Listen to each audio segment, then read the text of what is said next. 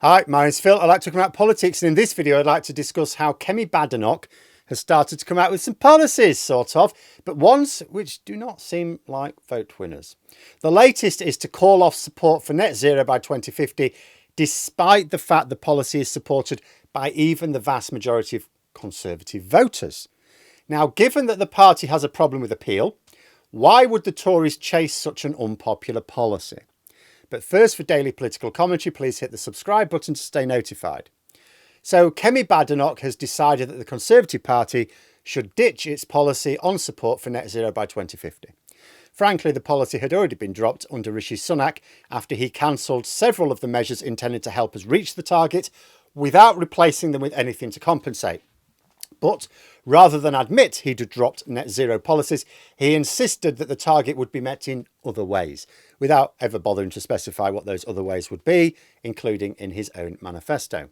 What Badenoch has done here is just openly admit that her party no longer supports a policy necessary for the literal security of the next few generations.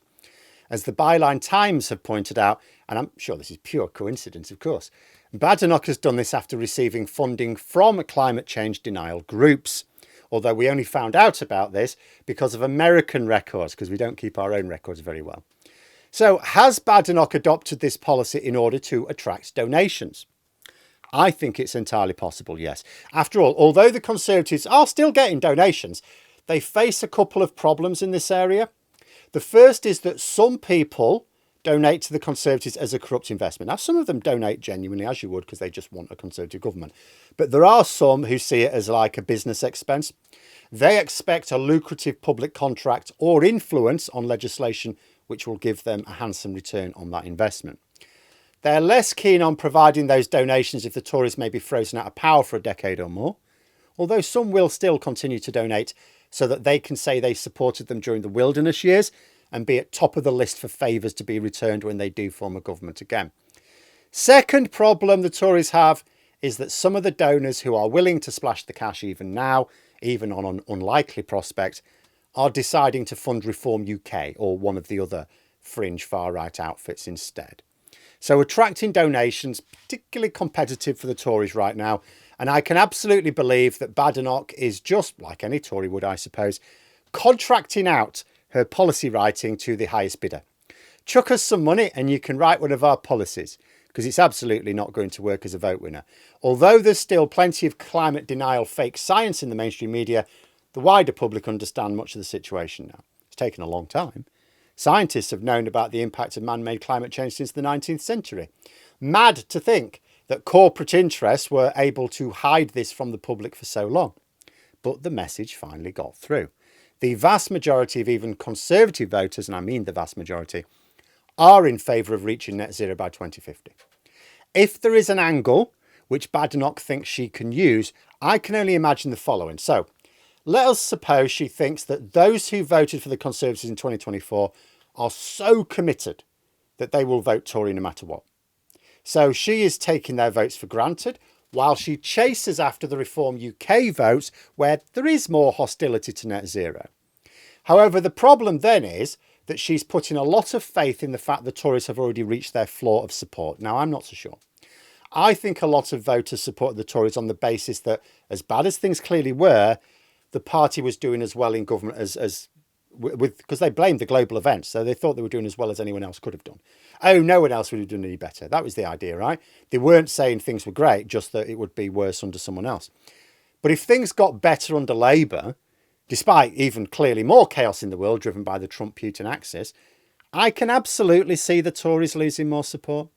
The NHS is already noticeably better and more improvements are on the way, including, of course, on preparing for net zero. Badenoch is trying to make the argument that her party voted for net zero legislation without having a plan for it.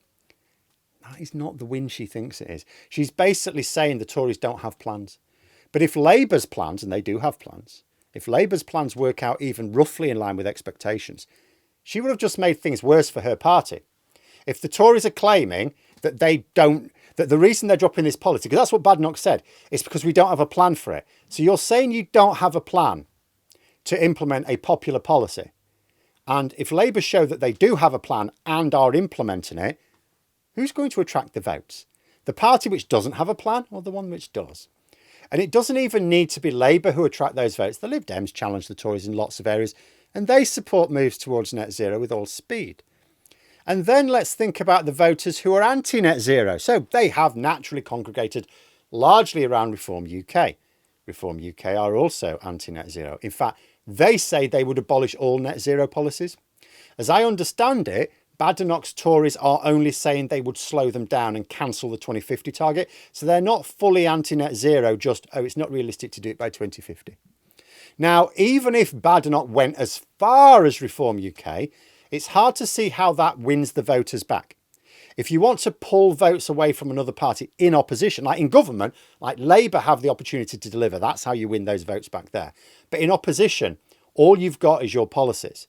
So your policies have to go further than the party you're trying to poach from. But the policy doesn't even go that far. It's yet another Reform UK light policy aiming to attract voters to come back from Reform UK. But why would they? Because the Tories are offering a weaker version of the policy that appeals to the voters. You know, when does that work? The Tories think it can be worked by combining a compromise policy. So, okay, this isn't quite what you want, but it's closer to it, with the argument that, but only we can replace Labour in government. However, to make that argument, you need polling to support that idea. Right now, nobody is in majority winning position in the polls. But the Tories are in third place behind Reform UK. So with the polling right now, you will not convince people that the Tories are better placed to form a government than Reform UK. And remember, most Reform UK voters last year voted for the party despite not expecting them to even win the local seat, let alone form a government. We know that from polling, not just inference. So the entire premise of how the Tories are trying to win Reform UK voters is completely wrong. It's fundamentally at odds with reality. So either Badenoch's advisors really haven't a clue, which is possible, or she really is just farming out policies to donors. That maybe her most urgent problem is not the election, which is years away, she may not even last that long, but the funding needed to prepare for it. And if she can win donations by letting the donors decide a few policies, so be it. But there we are. Those are my thoughts. Let me know yours in the comments below. If you've enjoyed the video, please click the like button and subscribe for further content.